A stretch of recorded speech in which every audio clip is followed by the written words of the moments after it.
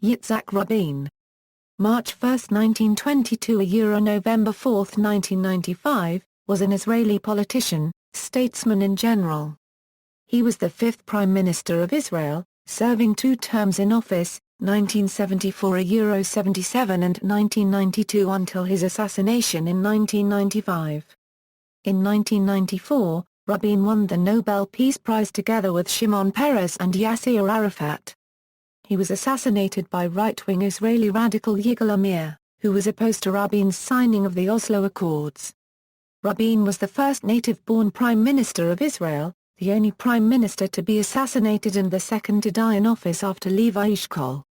Personal life: Rabin was born in Jerusalem on March 1, 1922, Mandatory Palestine, to Nehemiah and Rosa, 2 immigrants of the Third Aliyah, the third wave of Jewish immigration to Palestine from Europe.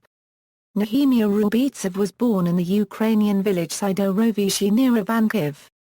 His father Menachem died when he was a boy, and he worked to support his family beginning at an early age. At the age of 18, he emigrated to the United States, where he joined the Pro-Zion Party and changed his surname to Rabin. In 1917, Nehemiah went to Mandatory Palestine with a group of volunteers from the Jewish Legion. Yitzhak's mother, Rosa Cohen, was born in 1890 in Mogilev in Belarus. Her father, a rabbi, opposed the Zionist movement and sent Rosa to a Christian high school for girls in Homel, which gave her a broad general education. Early on, Rosa took an interest in political and social causes. In 1919, she traveled to the region in the steamship Rulon. After working on a kibbutz on the shores of the Sea of Galilee, she moved to Jerusalem. Rabin grew up in Tel Aviv, where the family relocated when he was 1 year old. In 1940, he graduated with distinction from the Kaduri Agricultural High School and hoped to be an irrigation engineer. However, apart from several courses in military strategy in the United Kingdom later on, he never pursued a degree. Rabin married Leah Schlossberg during the 1948 Arab-Israeli War. Leah Rabin was working at the time as a reporter for a Palmch newspaper. They had 2 children, Dalia and Yuval. Rabin was non-religious. According to American diplomat Dennis Ross, Rabin was the most secular Jew he had met in Israel. Military career: Palmch, in 1941, during his practical training at Kibbutz Ramat Yohanan, Rabin joined the Palmch section of the Haganah, under the influence of Yigal Amir. The first operation he participated in was assisting the Allied invasion of Lebanon, then held by Vichy French forces in June–July 1941. After the end of the war, the relationship between the Palmch and the British authorities became strained, especially with respect to the treatment of Jewish immigration. In October 1945, Rabin was in charge of planning and later executing an operation for the release of interned immigrants from the Atlit detainee camp for Jewish illegal immigrants. In the Black Shabbat, a massive British operation against the leaders of the Jewish establishment in the British Mandate of Palestine, Rabin was arrested and detained for 5 months. After his release, he became the commander of the 2nd Palmch Battalion and rose to the position of Chief Operations Officer of the Palmch in October 1947. IDF service. During the 1948 Arab-Israeli War, Rabin directed Israeli operations in Jerusalem and fought the Egyptian army in the Negev. During the beginning of the war, he was the commander of the Harold Brigade, which fought on the road to Jerusalem from the coastal plain, including the Israeli-Burma Road, as well as many battles in Jerusalem, such as securing the southern side of the city by recapturing Kibbutz Ramat Rachel. During the first truce, he participated in the altercation between the IDF and the Irgun on the beach of Tel Aviv as part of the Al-Talma affair. In the following period, he was the deputy commander of Operation Dani, the largest-scale operation to that point, which involved 4 IDF brigades. The cities of Ramla and Lida were captured, as well as the major airport in Lida, as part of the operation. Following the capture of the 2 towns, there was an exodus of their Arab population. Rabin signed the expulsion order, which included the following. 1. The inhabitants of Lida must be expelled quickly without attention to age. 2. Implement immediately. Later, Rabin was chief of operations for the Southern Front and participated in the major battles ending the fighting there, including Operation Yoav and Operation Harev. In the beginning of 1949 he was a member of the Israeli delegation to the armistice talks with Egypt that were held on the island of Rhodes. The result of the negotiations were the 1949 armistice agreements, which ended the official hostilities of the 1948 Arab-Israeli War. Following the demobilization at the end of the war he was the most senior member of the Palmach that remained in the IDF. In 1964 he was appointed Chief of Staff of the Israel Defense Forces by Levi Eshkol, who replaced David Ben-Gurion and, like him, served as Prime Minister and Minister of Defense. Since Eshkol did not have much military experience, Rabin had a relatively free hand. Under his command, the IDF achieved victory over Egypt, Syria and Jordan in the Six-Day War in 1967. After the Old City of Jerusalem was captured by the IDF, Rabin was among the first to visit the Old City, and delivered a famous speech on Mount Scopus, at the Hebrew University. In the days leading up to the war, it was reported that Rabin suffered a nervous breakdown and was unable to function. After this short hiatus, he resumed full command over the IDF. Ambassador and Minister of Labor, following his retirement from the IDF he became ambassador to the United States beginning in 1968, serving for 5 years. In this period the U.S. became the major weapons supplier of Israel and in particular he managed to get the embargo on the F-4 Phantom fighter jets lifted. During the 1973 Yom Kippur War he served in no official capacity and in the elections held at the end of 1973 he was elected to the Knesset as a member of the alignment. He was appointed Israeli Minister of Labor in March 1974 in Golda Meir's short-lived government. While serving as ambassador, Rabin met and formed a relationship with Menachem M. Schneerson. First term as Prime Minister, following Golda Meir's resignation in April 1974, Rabin was elected party leader, after he defeated Shimon Peres. The rivalry between these two labor leaders remained fierce and they competed several times in the next 2 decades for the leadership role, and even for who deserved credit for government achievements. Rabin succeeded Golda Meir as Prime Minister of Israel on June 3, 1974. This was a coalition government, including RATS, the Independent Liberals, Progress and Development and the Arab List for Bedouins and Villagers. This arrangement, with a bare parliamentary majority, held for a few months and was one of the few periods in Israel's history where the religious parties were not part of the coalition. The National Religious Party joined the coalition on October 30, 1974 and RATS left on November 6. In foreign policy, the major development at the beginning of Rabin's term was the Sinai Interim Agreement between Israel and Egypt, signed on September 1, 1975. Both countries declared that the conflict between them and in the Middle East shall not be resolved by military force but by peaceful means. This agreement followed Henry Kissinger's shuttle diplomacy and a threatened reassessment of the United States regional policy and its relations with Israel. Rabin notes it was an innocent-sounding term that heralded one of the worst periods in Americano-Euro-Israeli relations. The agreement was an important step towards the Camp David Accords of 1978 and the peace treaty with Egypt signed in 1979. Operation Entebbe was perhaps the most dramatic event during Rabin's first term of office. On his orders, the IDF performed a long-range undercover raid to rescue passengers of an airliner hijacked by militants belonging to the Popular Front for the Liberation of Palestine's Wadi Haddad faction and the German revolutionary cells, and had been brought to Idi Amin's Uganda. The operation was generally considered a tremendous success, and its spectacular character has made it the subject of much continued comment and study. Towards the end of 1976 his coalition government with the religious parties suffered a crisis. A motion of no confidence had been brought by Agudat Israel over a breach of the Sabbath on an Israeli Air Force base when 4 F-15 jets were delivered from the U.S. and the National Religious Party had abstained. Rabin dissolved his government and decided on new elections, which were to be held in May 1977. Following the March 1977 meeting between Rabin and U.S. President Jimmy Carter, Rabin publicly announced that the U.S. supported the Israeli idea of defensible borders. Carter then issued a clarification. a fallout in U.S.-Israeli relations ensued. It is thought that the fallout contributed to the Israeli Labour Party's defeat in the May 1977 elections. On March 15, 1977, Haaretz journalist Dan Margolick revealed that a joint dollar account in the names of Yitzhak and Levi Rabin, opened in a Washington, D.C., bank during Rabin's term of office as Israel ambassador, was still open, in breach of Israeli law. According to Israeli currency regulations at the time, it was illegal for citizens to maintain foreign bank accounts without prior authorization. Rabin resigned on April 8, 1977, following the revelation by Maariv journalist Isaac Meckel that the Rabins held two accounts in Washington, not one, containing $10,000, and that a Finance Ministry Administrative Penalty Committee fined them $150,000.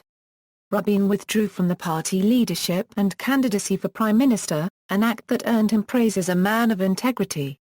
Opposition Knesset member and Minister of Defense, following his resignation and Labour Party defeat at the elections, Likud's Menachem Begin was elected in 1977. Until 1984 Rabin was a member of Knesset and sat on the Foreign Affairs and Defense Committee. From 1984 to 1990, he served as Minister of Defense in several national unity governments led by Prime Ministers Yitzhak Shamir and Shimon Peres. When Rabin came to office, Israeli troops were still deep in Lebanon. Rabin ordered their withdrawal to a security zone on the Lebanese side of the border. The South Lebanon Army was active in this zone, along with the Israeli Defense Forces. When the First Intifada broke out, Rabin adopted harsh measures to stop the demonstrations, even authorizing the use of force, might and beatings, on the demonstrators.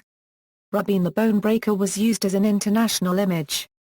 The combination of the failure of the Iron Fist policy, Israel's deteriorating international image and Jordan-cutting legal and administrative ties to the West Bank with the U.S.'s recognition of the PLO as the representative of the Palestinian people forced Rabin to seek an end to the violence through negotiation and dialogue with the PLO.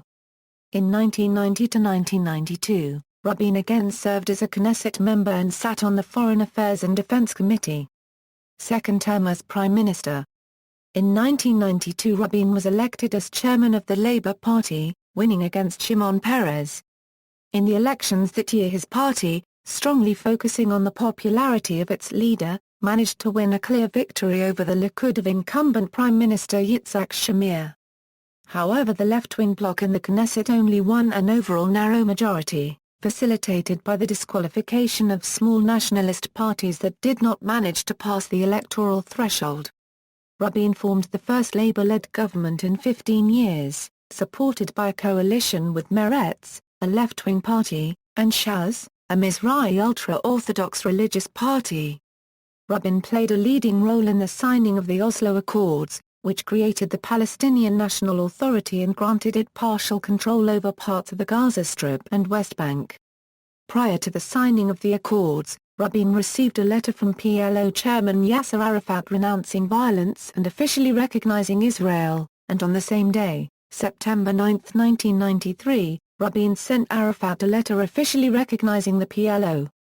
After the announcement of the Oslo Accords there were many protest demonstrations in Israel objecting to the Accords. As these protests dragged on, Rabin insisted that as long as he had a majority in the Knesset he would ignore the protests and the protesters.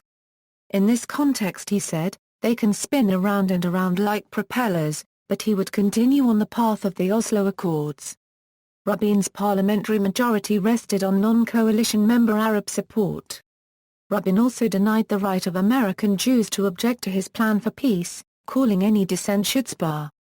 After the historical handshake with Yasir Arafat, Rabin said, on behalf of the Israeli people, we who have fought against you, the Palestinians, we say to you today, in a loud and a clear voice, enough of blood and tears. Enough. During this term of office, Rabin also oversaw the signing of the Israeli-Jordan Peace Treaty in 1994. Nobel Peace Prize.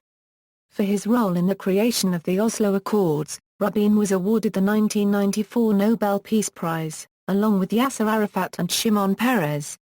The Accords greatly divided Israeli society, with some seeing Rabin as a hero for advancing the cause of peace and some seeing him as a traitor for giving away land they viewed as rightfully belonging to Israel. Many Israelis on the right wing often blame him for Jewish deaths in terror attacks, attributing them to the Oslo Agreements. Assassination and aftermath.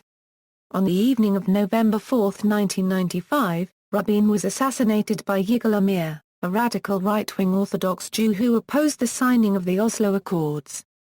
Rabin had been attending a mass rally at the Kings of Israel Square in Tel Aviv, held in support of the Oslo Accords. When the rally ended, Rabin walked down the City Hall steps towards the open door of his car, at which point Amir fired 3 shots at Rabin with a semi-automatic pistol. 2 shots hit Rabin, and the third lightly injured Yoram Rubin, one of Rabin's bodyguards.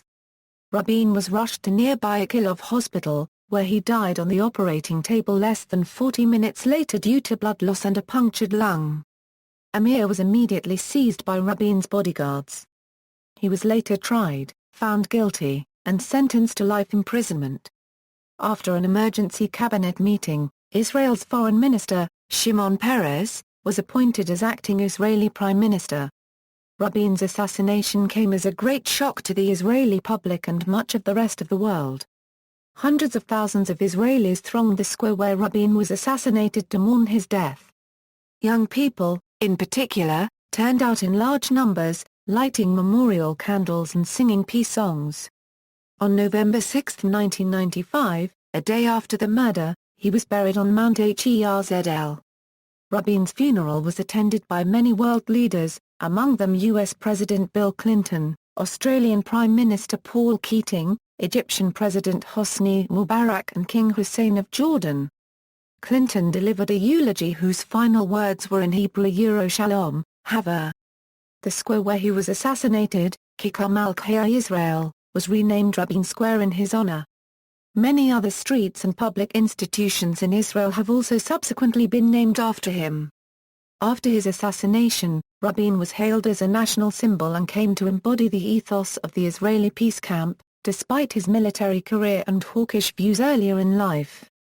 In November 2000, his wife Leah died and was buried alongside him. After the murder, it was revealed that Avishai Raviv, a well-known right-wing extremist at the time, was in fact a Shin Bet agent in former code-named Champagne. Raviv was later acquitted in court of charges that he failed to prevent the assassination. The court ruled there was no evidence that Raviv knew assassin Yigal Amir was plotting to kill Rabin. After Rabin's assassination, his daughter Dalia Rabin Pelosov entered into politics and was elected to the Knesset in 1999 as part of the Center Party.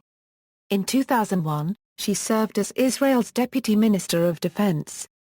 Commemoration. The Knesset has set the 12th of Heshvan, the murder date according to the Hebrew calendar, as the official Memorial Day of Rabin. An unofficial but widely followed memorial date is November 4, the date according to the Gregorian calendar. In 1995 the Israeli Postal Authority issued a commemorative Rabin stamp. In 1996 Israeli songwriter Naomi Shemer translated Walt Whitman's poem O Captain, My Captain, to Hebrew and wrote music for it to mark the anniversary of Rabin's assassination. The song is since commonly performed or played in Yitzhak Rabin Memorial Day services.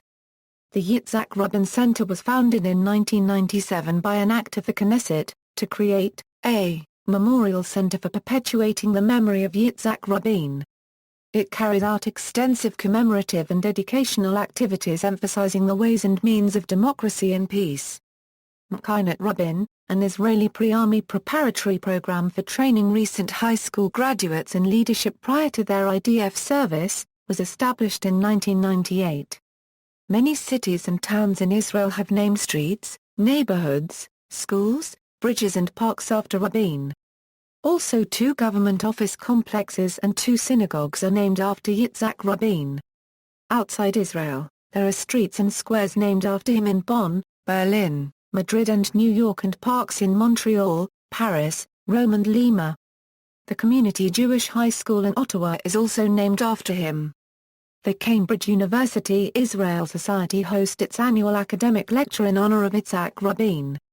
See also: List of Jewish Nobel laureates, Kempler video, Assassination of Yitzhak Rabin video, Shalom. Further reading, Avner, Yehuda, The Prime Ministers, An Intimate Narrative of Israeli Leadership, ISBN 978-1-59264-278-6, Bernardsy Pelosov, No, In the Name of Sorrow and Hope, ISBN 978-0-517-17963-5, Benedict, Linda, Yitzhak Rabin, The Battle for Peace, ISBN 1-904950-06X.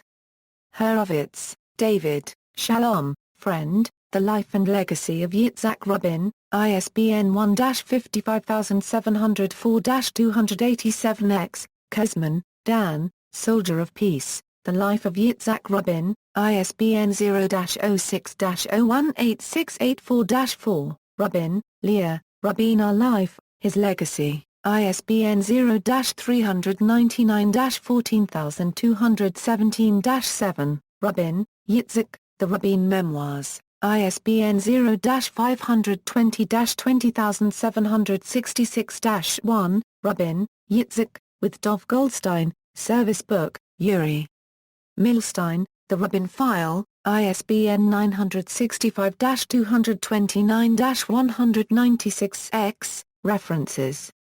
External links, Memorial Biography Prime Minister's Office, Official Government Biography Prime Minister's Office, Yitzhak Rabin Condolence and Memorial Website, one of the last recorded interviews with Yitzhak Rabin, a 6-minute interview with David Essing, recorded 1 month before his assassination. Eulogies at the funeral of Prime Minister Rabin. Jewish Virtual Library, Yitzhak Rabin Information Page, Dromi, Yuri. Still Craving Peace 10 Years After Rabin. New Straits Times, PA 20. Israel Marks Rabin Assassination. BBC.